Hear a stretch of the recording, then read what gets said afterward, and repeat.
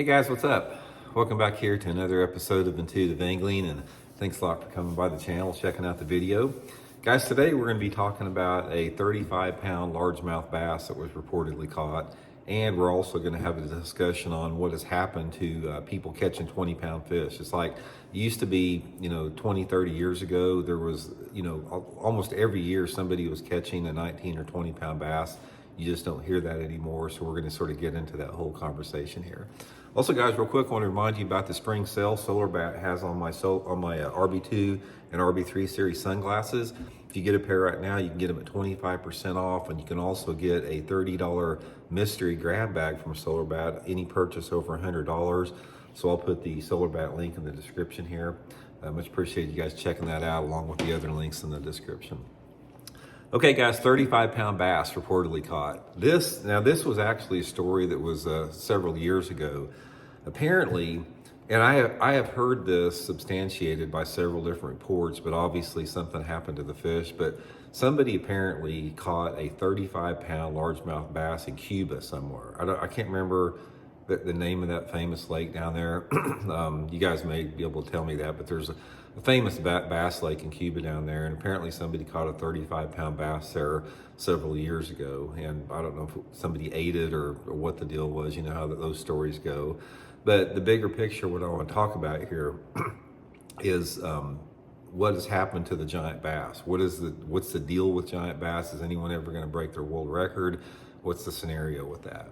Now, the biggest bass that I think that has ever been actually weighed and caught by anybody was that dude in California that accidentally, I don't know if accidentally or did, snag that 25-pounder called Dottie, which was not a legitimate world record because it was foul hooked, I guess. So we do know that they get to 25 pounds. So if a fish can get to 25 pounds, I guess it can get to 35 pounds. I can't even imagine what a dang 35-pound bass would look like.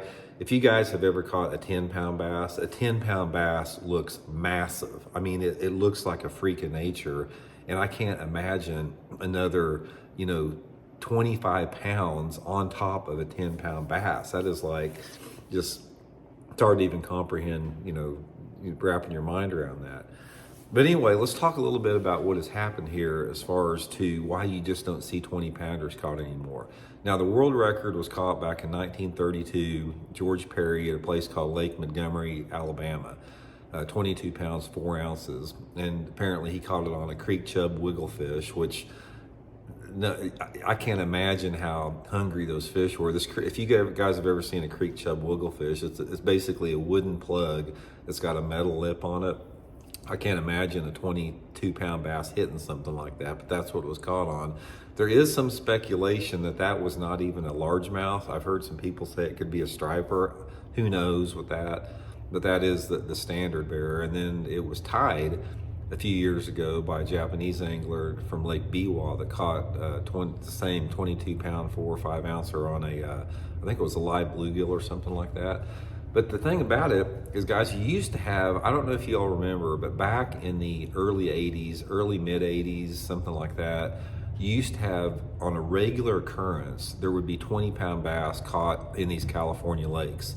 I remember Dave Zimmerly caught one, that Murphy, there's been quite a few, 20-pounders caught. It's like every year somebody would get a 20-pounder. You don't hear about that anymore. And the thing about it, you're not going to hear about it anymore because there has been such a tremendous amount of fishing pressure for those giant fish on the lakes that produce those fish that I just don't think they're there anymore. I mean, most of the giant bass, in fact, all of them out there, the 20-pounders have come out of California. It's just a combination of those fish feeding on those rainbow trout out there and the growing season they have. Something about it that the fish grow big out there. There's never been a 20-pounder caught in Florida. I think the Florida state record's 19 something. I think the Texas is 18 something. So, California has all the big fish in it. But again, most of those lakes that produce those 20-pound largemouth or had in the past, these are small lakes that get hammered out there. So in my opinion, I don't think we're ever going to see it again. I mean, unless somebody grows one in some type of a private lake and gets caught like that, possibility. I don't even know the world record classification. There's so many different, hoops you have to go through to get it. I don't even know what is considered legitimate or not with that. But the point is, it's sort of like everything else. It's like big fish are just not there like they used to be. Not just the 20 pounders, but just the big fish in general. It's like, I've talked about this before in the past here. It's like, you know, down at Table Rock Lake, you know, back in the 80s, the late 70s and early 80s, which Table Rock was still fairly, you know, had been around for quite a few years then. There was a ton of 7 to 9 pounders caught. I mean, it's like if you went fishing in March or April down there, you'd have a good chance of catching to a 7 to 9 pounder. And I probably caught more 7 and 8 pound bass in my entire life from about 1979 to about 1983 on Table Rock is I've caught anywhere. And I didn't, and this was with rudimentary lures, spoonbill rebels, big spinner baits, all that type of stuff. We didn't have any modern stuff. But there just used to be a lot more big fish, not only in Table Rock, but every lake that we have out there. And I think a combination, what has happened here is I think a lot of those big fish genetics got taken out because this was a time when people mounted everything they caught. And if they caught a big one, they never threw it back.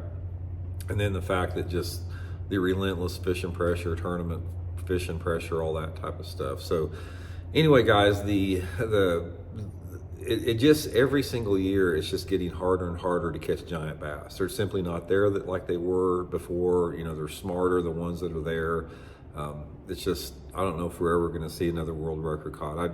I highly doubt it in our lifetimes over the next 50 years if we're going to see the fish over 22 pounds 4 ounces caught again.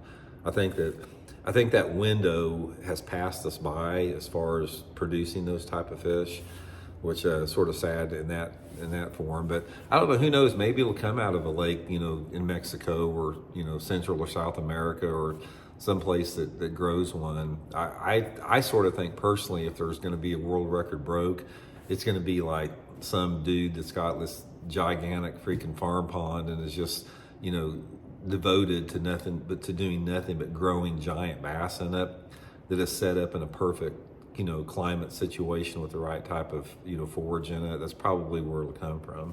But anyway, just wanted to toss about that. It got me thinking about it. I actually saw one of my old Bassmaster magazines that had a picture of a 20-pound fish on it, and I just got thinking, it's like you don't see that anymore. It's like that's not a thing anymore. So anyway, I hope you guys are well. We'll talk later.